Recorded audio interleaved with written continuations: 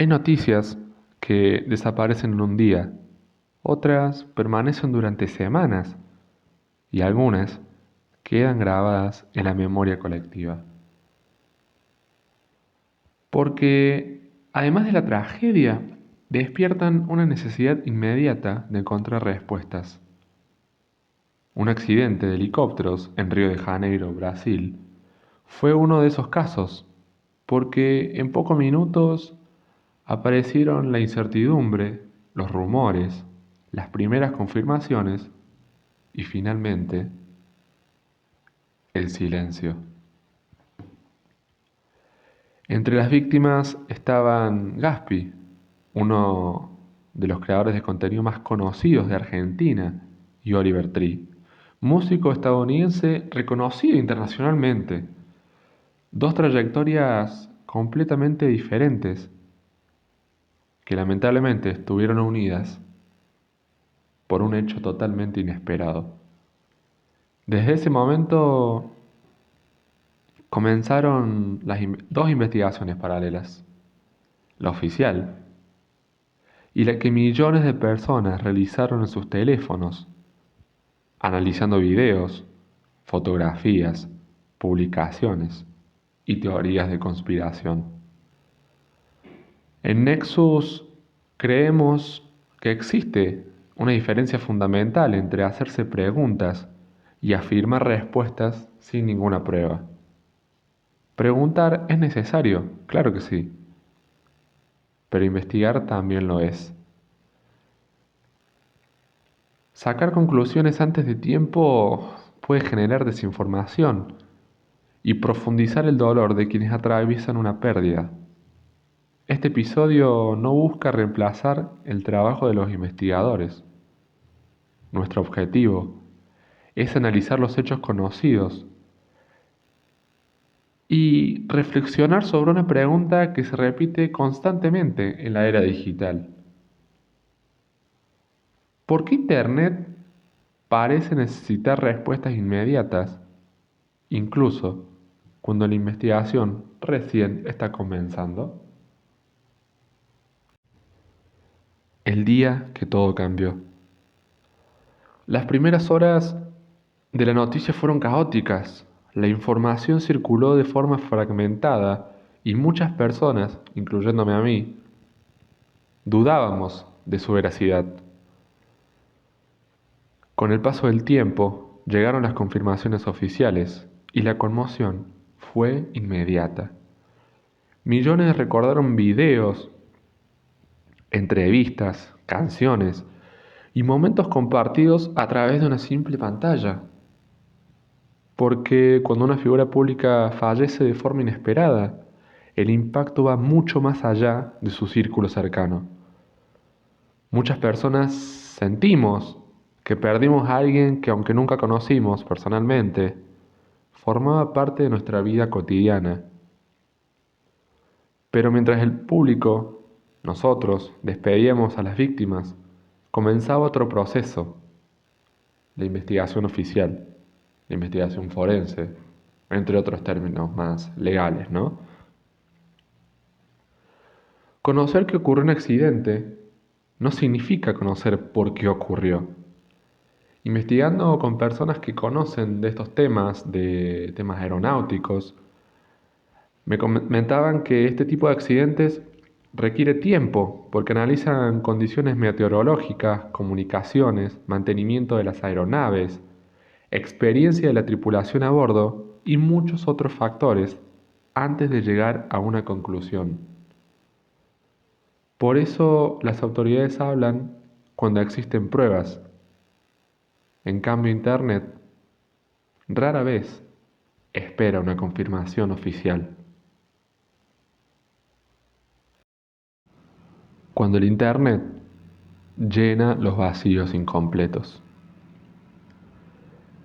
Vivimos en una época donde nunca fue tan sencillo acceder a la información, pero tampoco fue tan fácil difundir información incorrecta. En pocas horas aparecieron videos explicando o asegurando explicar lo sucedido, interpretaciones de imágenes y teorías de conspiración construidas a partir de simples coincidencias. Pero, ¿por qué ocurre esto? Ocurre porque la incertidumbre resulta incómoda. Muchas personas prefieren una explicación incompleta antes que aceptar que todavía no existen respuestas. Sin embargo, decir todavía no lo sabemos no es una señal de ignorancia, es una muestra de respeto por la evidencia que aún se está investigando en el caso. Dos figuras de alcance mundial. Gaspi se convirtió realmente en un tiempo en uno de los creadores de contenido más populares de Argentina, debido a su humor espontáneo y su estilo imprevisible, muchas veces criticado también, ¿no? Oliver Tree, por su parte, desarrolló una identidad artística única que lo llevó a alcanzar millones de reproducciones en todo el mundo. Aunque ambos provenían de ámbitos diferentes, los dos comprendían cómo funciona la cultura digital y construyeron comunidades enormes alrededor de sus proyectos. Por eso, cuando sus nombres aparecieron relacionados en una misma noticia, la repercusión fue internacional. Muchos dicen, me incluyo yo, ¿no? También, que, bueno, en base a esto de lo que hablábamos, de que las teorías de conspiración, cuando a falta de pruebas, mejor dicho, las teorías de conspiración surgen, Gaspi estuvo en el lugar equivocado en el momento equivocado, porque se rumorea también, o se decía desde un principio, de que esto fue contra Oliver Tree, por una cuestión ya más de lo profesional, de que se aisló, se separó de una productora bastante conocida. Pero como dijimos hace un rato, debemos dejar a veces las teorías de conspiración y enfocarnos en los hechos, aunque muchas veces las teorías es la única rama de la cual nos podemos sostener cuando no vemos las pruebas necesarias para decidir si esto fue un caso aislado o fue un accidente, entre comillas, a propósito. Ahora vamos a hablar más que todo, bueno, preguntándole a expertos en el tema, ¿no? Y como lo mencionamos hace un momento, ¿cómo se investiga cuando ocurre un accidente aéreo? Más allá, sacando de lado este, ¿no? Sacando de lado este accidente. ¿Cómo se investiga? ¿Qué se investiga? ¿Por qué se tarda tanto muchas veces? ¿Y qué conclusiones se pueden sacar de lo sucedido, ¿no? Después de asistir a las víctimas y asegurar la zona, comienza un trabajo técnico y minucioso. Los investigadores analizan el estado de las aeronaves, las comunicaciones, las condiciones climáticas, los registros de mantenimiento, imágenes, videos, radares y cualquier otro elemento que permita reconstruir la secuencia de los hechos. Hasta ahora los informes preliminares describen únicamente lo que se conoce en ese momento. Las causas definitivas pueden tardar semanas o meses, porque requieren evidencia suficiente para sostener cada conclusión dicha. La investigación avanza al ritmo de las pruebas, mas no avanza al ritmo de las redes sociales. Por eso pienso yo que en la noticia sobre este accidente, más allá de las figuras públicas como lo fueron, o como lo son Gaspi y Oliver Tree, entre ellos también Lucas Vignal, un productor, se difundió demasiado rápido, Por eso aparecieron muchas teorías y bueno, después todo lo que conlleva a eso, ¿no? Así que decidimos investigarlo un poco y averiguar qué pasó.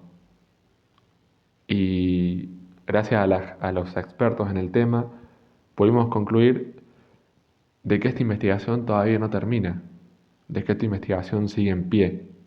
Y como dijimos hace un rato, puede tardar meses en llegar a una conclusión de qué fue lo que realmente sucedió.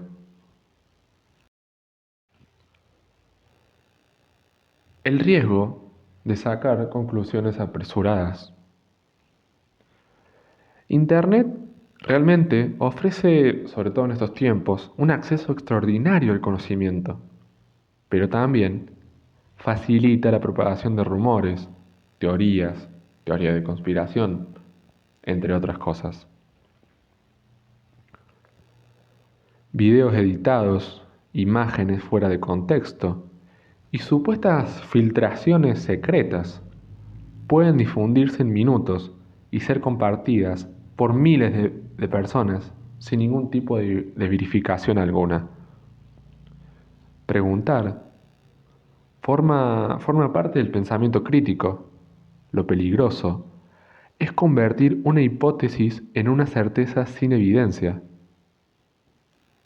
porque las investigaciones necesitan pruebas, no necesitan suposiciones. Y a esto volvemos con el tema de la desinformación que puede haber cuando una noticia es realmente masiva y está por todos lados. Muchos creadores de contenido dijeron que esto fue un atentado contra Oliver Tree, repetimos, por haberse separado o por haberse hecho a un lado de una productora muy conocida como es Atlantic City, que es como una filial de Warner Bros. Pero sin caer específicamente en esa teoría de conspiración, o más que teoría de conspiración, en esa teoría en sí, debemos pensar qué, qué pasó realmente. ¿Por qué algo, como dice la imagen acá, algo no termina de cerrar? Por más que haya pruebas, por más que haya investigaciones, por más que haya cosas que se han comprobado ya, algo no termina de cerrar. Algo no termina de decir una conclusión real y pensar de forma autocrítica, decir, che, acá hay algo que, está bien, la investigación está en curso, faltan pruebas, evidencia, investigaciones y todo, pero hay algo que no cierra, porque inclusive hablando con expertos en el tema sobre accidentes aéreos, aviones o lo que sea, en este caso helicópteros, es muy raro que pase, y es muy raro que pase en la forma en la que pasó.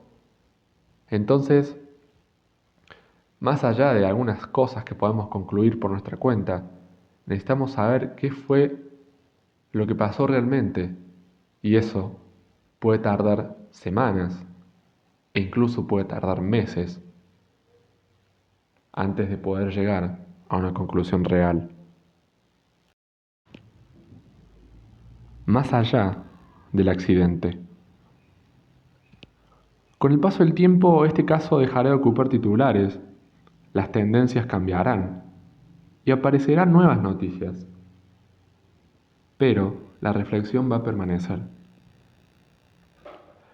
Este episodio nunca trató únicamente de un accidente, trató de la manera en que reaccionamos frente a la incertidumbre. En esta época de la era digital, vivimos rodeados de información y el verdadero desafío ya no es acceder a ella, sino distinguir qué está comprobado y qué todavía pertenece al terreno de las especulaciones. Pensar críticamente no significa desconfiar del todo, ni creer la primera versión disponible. Significa preguntarse de dónde proviene la información, qué evidencia la respalda, y reconocer cuando la respuesta más honesta sigue siendo, todavía no sabemos qué pasó. Aceptar la incertidumbre requiere más madurez que inventar una explicación. Cada publicación que compartimos puede ayudar a informar, o puede ayudar a contribuir a la confusión. Por eso, vale la pena preguntarnos si estamos acercándonos a la verdad o simplemente seguimos alimentando el ruido. Y quizás esa sea la enseñanza más importante que tenemos.